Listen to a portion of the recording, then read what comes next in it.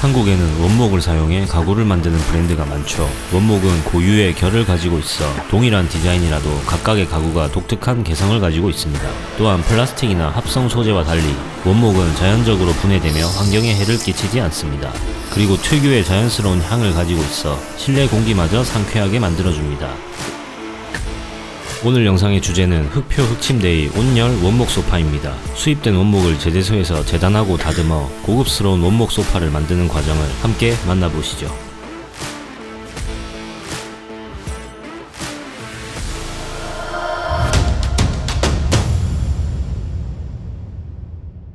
경남 김해에 위치한 제재소입니다. 제재소는 통나무를 잘라 가공하여 다양한 곳에 쓸 수 있는 제목을 만드는 곳입니다. 이 제재소는 전 세계에서 다양한 통나무를 수입해 제목을 만들고 있는데요. 스케일이 엄청납니다. 그래서 다음에 영상을 따로 만들어서 소개해 드리도록 하겠습니다. 먼저 통나무를 자르는 제재 작업이 시작됩니다. 원목 소파 제작에 사용되는 나무는 주로 오크, 월넛, 티크, 메이플 나무 등이 있는데 나무마다 고유한 색상과 결을 가지고 있어 소파의 외관에 큰 영향을 미칩니다. 절단 작업 전에 톱날을 다듬어 줍니다. 이렇게 큰 톱날은 처음 봤습니다. 날카롭게 다듬어진 톱날을 제재 기계에 설치해 줍니다. 톱날의 사이즈가 크기 때문에 2인 1조로 작업합니다.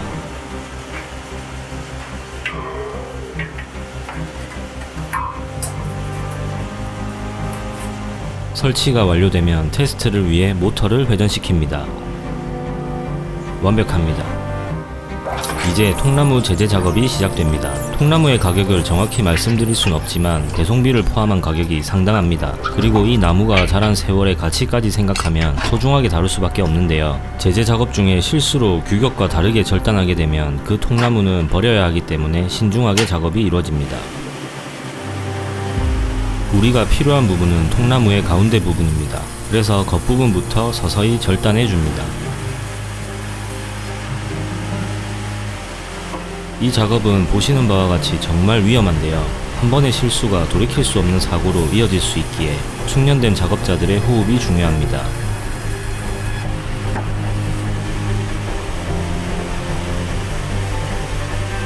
이제부터는 실제 사용되는 부분이기에 두껍게 잘라줍니다.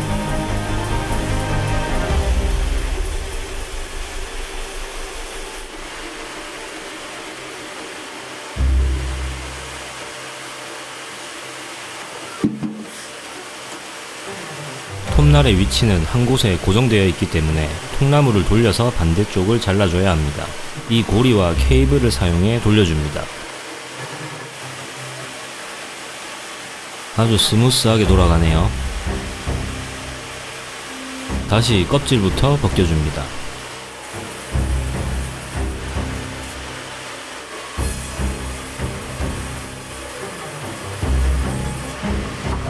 통나무 하나에서 사용할 수 있는 부분은 대략 큰 테이블 사이즈로 3개 정도 나오네요.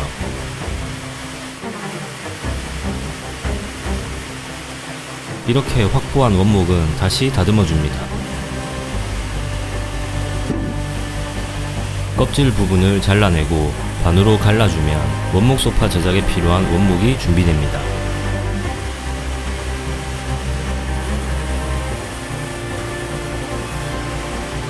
물론 이 사이즈 외에도 다양한 사이즈의 재단이 필요하지만 시간 관계상 생략하고 넘어가도록 하겠습니다.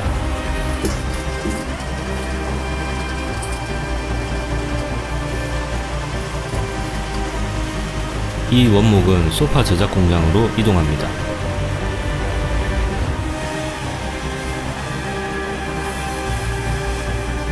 이곳은 근처에 위치한 원목 소파 제조 공장입니다. 이제부터 본격적으로 소파 제작이 시작됩니다. 먼저 원목을 공장 내부로 가져갑니다. 제재소와 이 공장은 별개의 서로 다른 공장입니다. 원목 소파 제작을 위해 이 공장을 먼저 섭외했는데 제재소에서 원목을 다듬는 그림이 필요할 것 같아 이후에 섭외한 곳이 제재소였습니다. 확실히 무슨 일이든 완성도를 높이기 위해선 노력이 필요합니다. 노력하는 저에게 구독과 좋아요 부탁드립니다. 이 원목은 바로 사용할 수 없습니다. 표면이 너무 거칠기 때문인데요.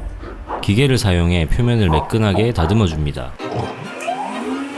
현장에선 이 작업을 흔히 빼빠질이라고 표현하는데 이는 일본식 발음의 잘못된 표현입니다. 연마 작업에 쓰이는 도구를 일본에서는 빼빠라고 합니다. 사포를 영어로 샌드페이퍼라고 하는데 페이퍼를 일본 사람들은 발음하기 어려워 페파 혹은 빼빠라고 읽는 것에서 유래된 것이죠.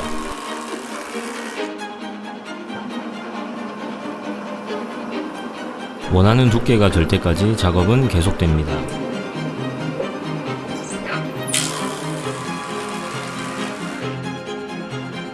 샌딩 작업이 완료되면 다음 공정으로 이동합니다.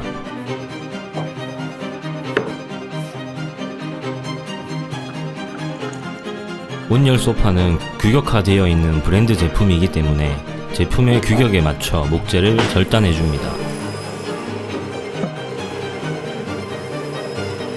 이 부분은 팔걸이가 될 예정입니다.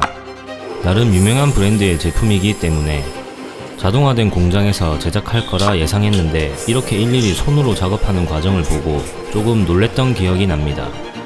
그래서 온열 소파의 가격이 비싼가 봅니다. 절단 작업이 완료되면 다음 공정으로 이동합니다. 이제부터 소파의 외관을 위한 작업이 시작됩니다. 가이드라인을 그려줘야 하는데요. 이 틀에 맞춰 작업해줍니다. 제품마다 모양이 다르면 안되기 때문에 이 틀은 공장에서 중요한 도구입니다. 이 부분은 소파의 팔걸이가 될 것입니다. 소파의 메인 부분을 담당할 프레임에도 가이드라인을 그려줍니다.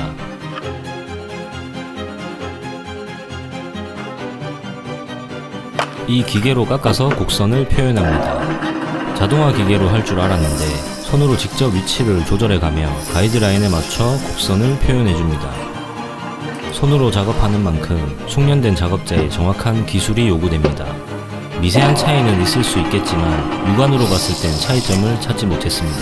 역시 인간의 능력은 대단합니다.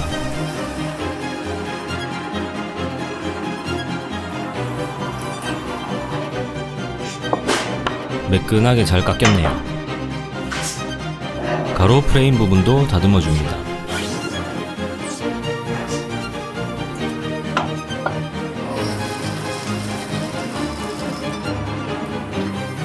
이제 1차적으로 목재를 다듬는 과정은 거의 완료되었습니다.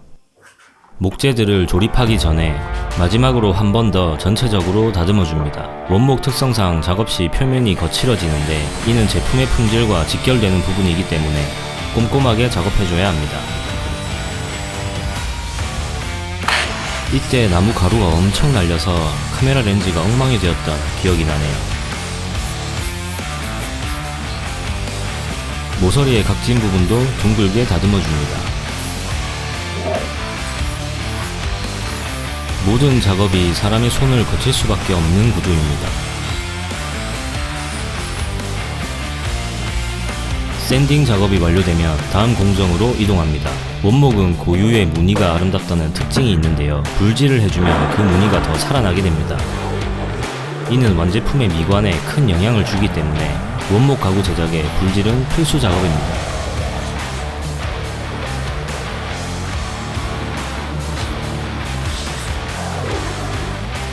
무늬가 살아났습니다.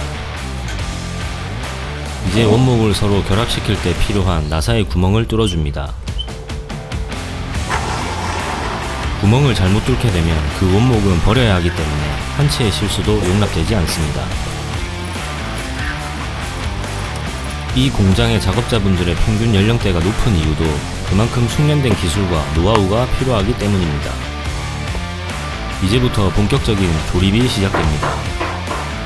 목공용 접착제를 활용해 고정시킵니다.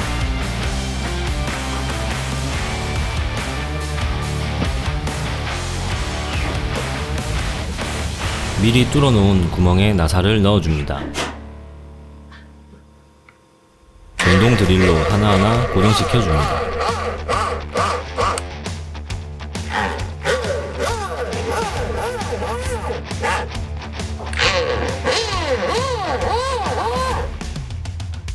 고정이 완료된 팔걸이 부분은 다시 다른 부분과 결합됩니다. 목공용 접착제를 듬뿍 바르고 서로 붙여줍니다.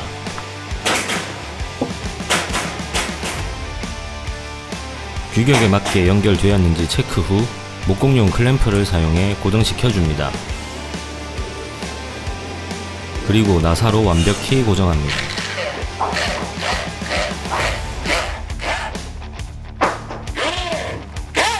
클램프를 제거합니다.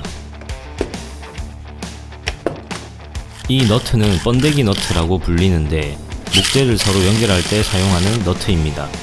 내부에 나사산이 가공되어 있어 동일한 규격의 볼트로 고정할 수 있습니다.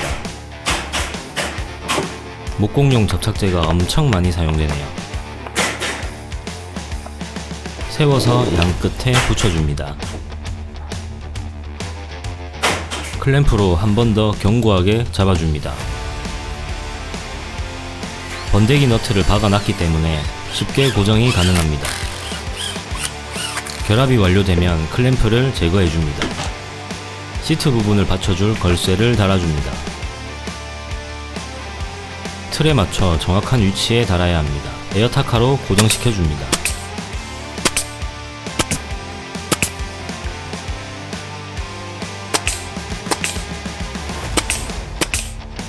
왼쪽 프레임이 완성되었습니다. 오른쪽 프레임 작업도 동일하기 때문에 생략합니다. 이제 등받이 부분을 제작해야 합니다. 목재를 규격에 맞게 재단합니다. 이 작업 역시 한치의 실수도 용납되지 않습니다.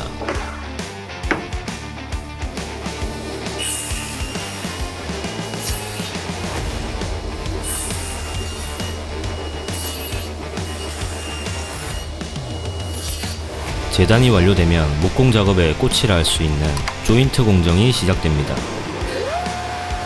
목공 조인트란 2개 이상의 목재를 결합할 때 구조적인 안정성을 확보하고 미적인 완성도를 높이는 중요한 핵심 기술인데요.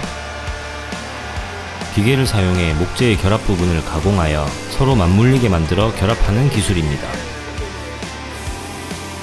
이렇게 말이죠. 이제 본격적인 등받이 결합이 시작됩니다. 재단과 조인트 가공이 완료된 목재를 하나씩 결합해줍니다. 조인트 기술을 활용하더라도 견고함을 위해 목공용 접착제는 필수입니다. 에어타카로 한 번 더 고정합니다. 잠시 집중해서 감상하시죠.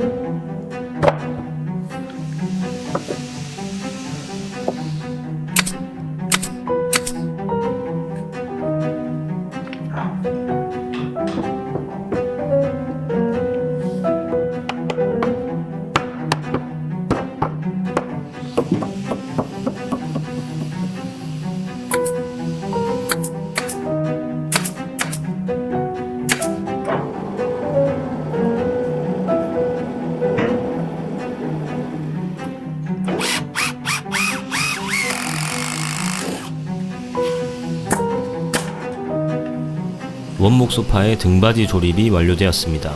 작업 테이블로 옮겨 다음 공정을 이어나갑니다.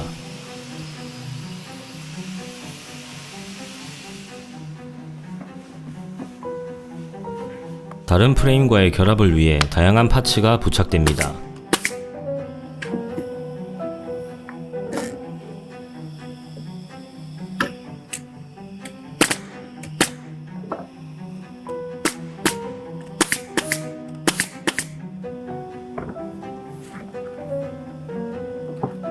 걸쇠도 달아줘야 합니다.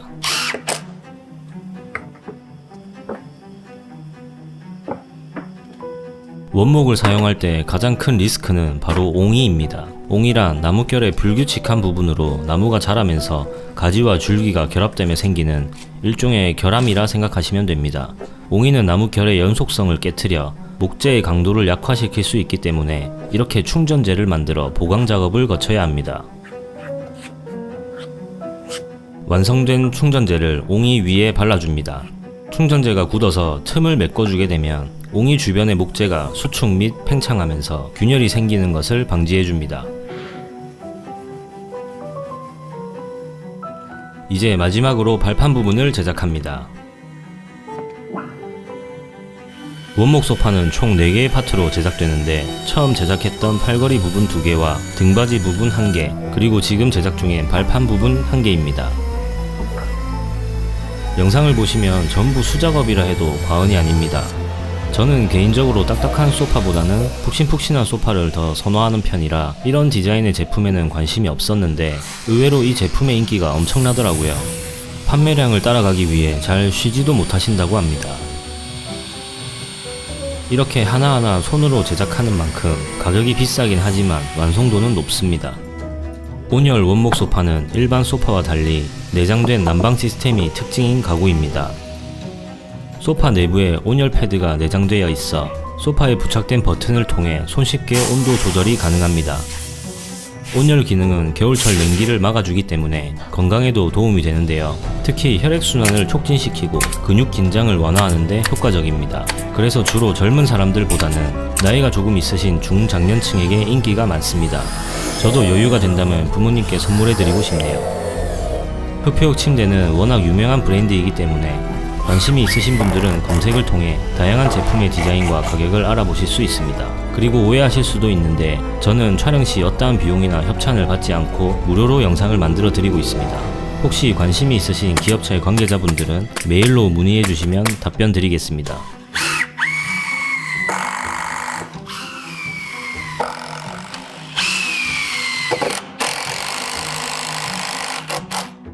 이제 발판 제작도 거의 마무리되었습니다.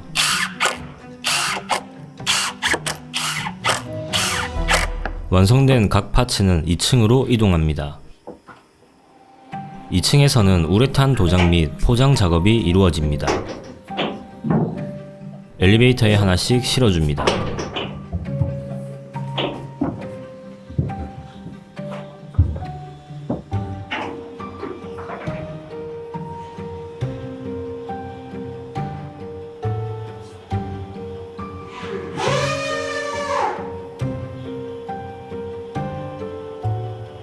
도장 작업 대기 중인 제품들이 많이 보이네요.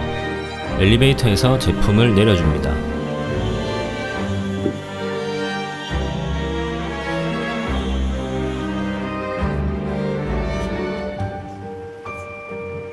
원목 가구에 우레탄 도장을 하는 이유는 목재를 보호하고 외관을 개선하는데 매우 효과적이기 때문입니다. 먼저 우레탄 도장 전에 프라이머를 도포합니다. 프라이머를 사용하면 도장의 밀착력과 내구성을 높일 수 있습니다. 원목 가구에 우레탄 도장이 필요한 이유는 물과 화학물질에 대한 저항력이 강해지기 때문에 가구의 수명을 연장시킬 수 있고 나무의 결을 살려 한층 더 고급스러운 느낌을 만들어주기 때문입니다.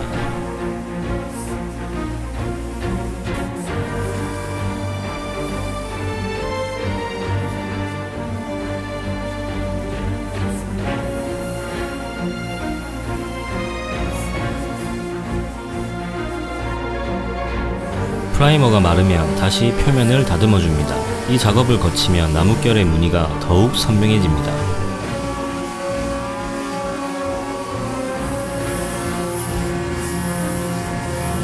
이제 우레탄 도장이 시작됩니다. 우레탄 도장은 두 가지 종류가 있는데 수성 우레탄과 유성 우레탄입니다. 수성 우레탄의 특징은 냄새가 적고 건조 시간이 빠르지만 내구성이 상대적으로 떨어질 수 있습니다. 지금 작업하는 것은 유성 우레탄으로 깊고 풍부한 색감을 제공하며 내구성이 뛰어납니다. 하지만 건조 시간이 길고 냄새가 강하다는 단점이 있습니다.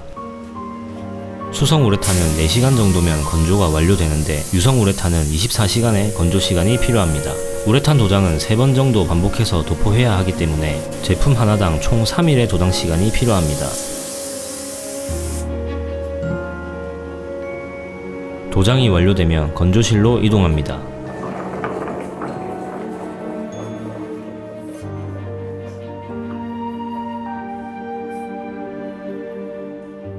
최종 건조가 완료되면 포장 작업이 진행됩니다. 고가의 원목 제품이니만큼 꼼꼼하게 원충제를 넣어 포장해줍니다.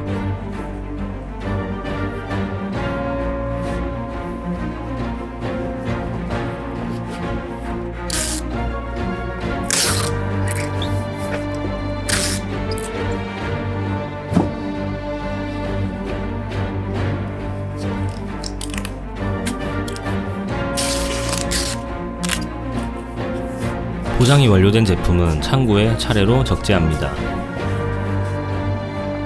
제품 하나를 뜯어서 설치하는 모습을 보여드리겠습니다.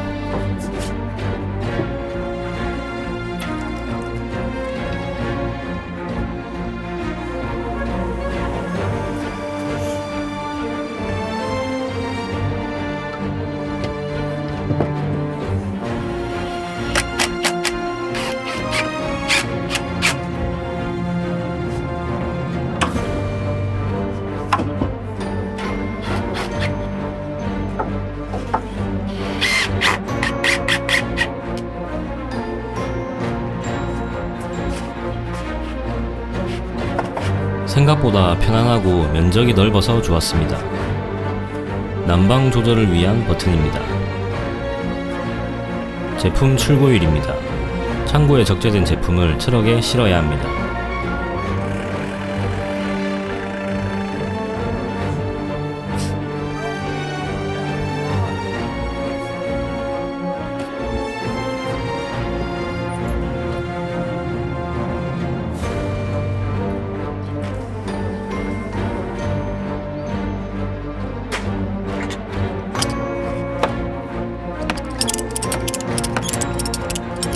모든 촬영이 마무리되었습니다. 시청해주셔서 감사합니다.